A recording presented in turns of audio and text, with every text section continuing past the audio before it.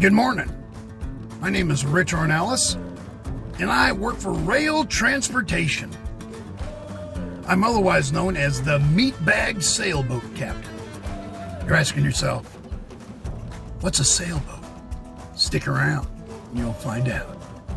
This is my ship. There are many like it, but this one is mine. And so you wanted to know what a sailboat is. Okay, about ready to show you. Ready? That's a sailboat. They call it a curtain side, and you're riding with me today. See you in a little bit. Well, now you know what a curtain side is, or what we like to call a sailboat. And I'll be talking about why we call it a sailboat in a little while. It's the best job I've ever had. I love ROEHL Transportation. ROEHL Transportation is taking care of me. And throughout this day, I'm going to actually give you little stories to let you know exactly why I know that they care about me. Okay? I can't speak for everybody else, but I can speak for me. Okay? So we'll talk to you a little bit. How many of these little clips are there? There are 50 of them. How do I know? Because I do it every day. What kind of trailers does ROEHL haul? I'll tell you right now. Check it out. We have got step decks, flatbeds, dry vans,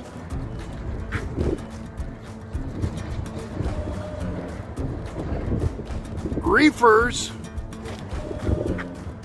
curtain sides. If you look over here, down yonder, you will see Conestoga. That's right. Right down there.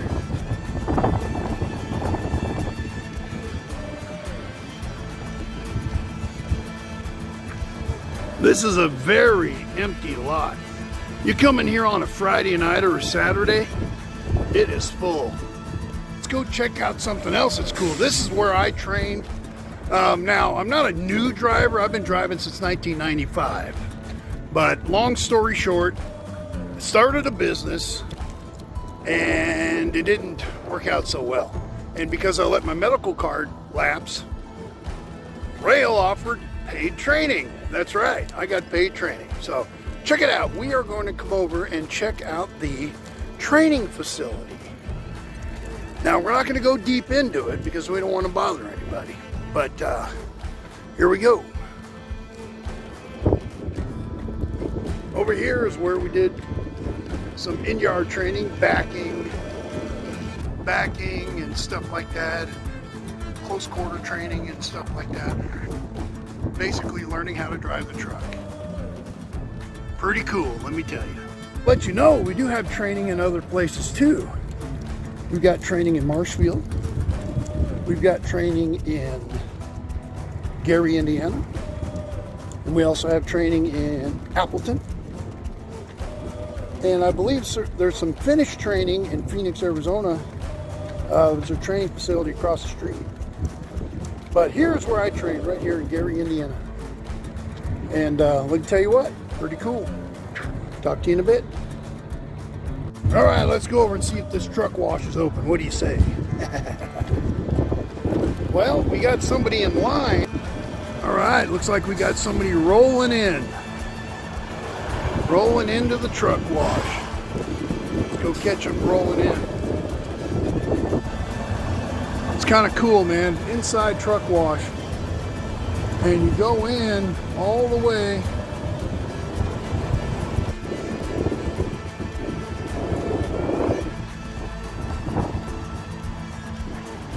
There, whoop, now you gotta back up.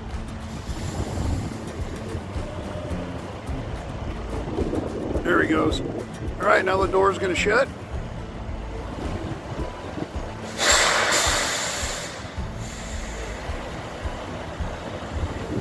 And he's gonna come out the other side nice and clean. Right, so I think I'm gonna go ahead and take a break here in Gary. I don't have to be to the job for another couple hours, and it's only 6 miles away. So I'll go ahead and take my break here. And just so you know, this is day in the life of a curtainsider or sailboat captain. That's right. I am in my vessel, and I'm fixing to have some lunch. We'll talk to you guys. Okay, lunch is over, and I am heading out on my way to go pick up some coils. See ya when we get there. Well, some things don't go as planned, and we're stuck by a train. So it's a good thing we're about, let's see how far we are. We are 0.6 miles from the job, so basically on the other side of the tracks. We'll sit here and we'll chill like the cool sailboat captains that we are. I pretty much live in my truck. I stay out on the road by choice, anywhere from 4 to 6 to 8 weeks at a time. Love driving truck. It takes a special breed to stay out on the road that long. Some people stay out a lot longer. I personally enjoy the road, the freedom of the road. You don't have somebody breathing down your back all day long every day, and I can't stand that. And it always helps to have a great fleet manager. So when you get one, don't lose them. I'll tell you that right now. I absolutely love my fleet manager. A bit of time, train is transferring tracks, you know, adding cars and stuff. So I'll give you one of the stories. They pay for the training. Back when I was training, it was about $500 a week, and I think it was a month of training, and they flew me out there. They paid for the flight out there, and paid for the hotel. Paid for, I got free breakfast, and they give me free lunch. And if we wanted dinner, you know, of course we had to buy that. I had a cool roommate, so we always went out to eat somewhere, you know. Anyways, they paid for all that. And another thing they did was I tore my bicep on the last day of my second phase training, phase 2 training. And I was out for about 13 weeks. And they waited for me, you know, and I got a truck as soon as I got back. And I was out for probably a month, and I ended up getting real sick, and I had to go home. And I was down for about 18 days. They, of course, took the truck because, you know, they got to keep that truck rolling. Truck doesn't make any money but sitting still. And so they gave it to somebody else, which is no big deal. I ended up with another truck when I came back. Again, you know, they waited for me, and I came back, and 2.5 years later, here I am. So anyway, like I said, we just had a little time. I thought I'd tell you some stories here about how I know ROEHL Transportation cares about its drivers. Another thing is, they always get you home. You got yourself a good fleet manager, they're going to get you home no matter what. They always pay attention, they take care of their drivers, and they make sure their drivers get home when they want to get home. There was only one time that I didn't get home, and it had nothing to do with them. It had to do with the truck. The fuel pump blew up. It just came apart from the inside. And I was stuck in Texas for, you know, a couple days. But, you know, it had nothing to do with them. You know, I was on my way home at the time. But it kind of sucked because that time I was going to be in a movie. There was a bunch of jail scenes, prison scenes, in this movie that me and a bunch of my buddies were going to be in, and I didn't make it for the shoot. So it kind of sucked. But again, it wasn't their fault. You know, they had nothing to do with it. It was truck failure. But I've been here, you know, with them for, you know, in August will be 3 years. And I've gotten home every time I wanted to be home. So, I mean, I've got nothing to complain on that. And, you know, the pay's pretty doggone good too. And we'll get into that a little bit more later on in the video. But as soon as the train gets out of here, we're going to get over there and we're going to show you how to do some coils. Talk to you in a bit. Meatbag flatbedder. Sailboat captain. Ow. We're here and we have to had to unzip the trailer, roll them all the way to the back, and then we're going to be backing up to that dock right there, and they're going to load us from the side. So here we go. Okay, now we're gonna load them up. Doing a video for ROEHL. We're loading up some Eyes of the Sky coils. What's the weight on these ones? 18, 12, and 10. 18, 12, and 10. All right, start in the back here. We're gonna load it in the back. Okay, they got 18,000, 12,000, and a 10,000 pound coil. Okay, so we got an 18,000, we got 12,000, we're gonna put a 10,000 about right here. You see that support post? I had to move it. You can take them out and move them. That's the original spot. Back. See? We're gonna place it right here. You can see it's got a little clip right here that you undo, and you gotta make sure that when you hold it in, you hold that in, because that thing will pop out and hit you in the face. All right, I'm gonna show you how to strap down these coils, okay? So why do we call it a sailboat? I'm gonna pull this back and show you.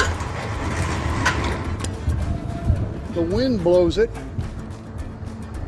See it blow? There you go. That's why we call them sailboats. All right, it's kind of cold out here, kind of windy, so I had to put my beanie on.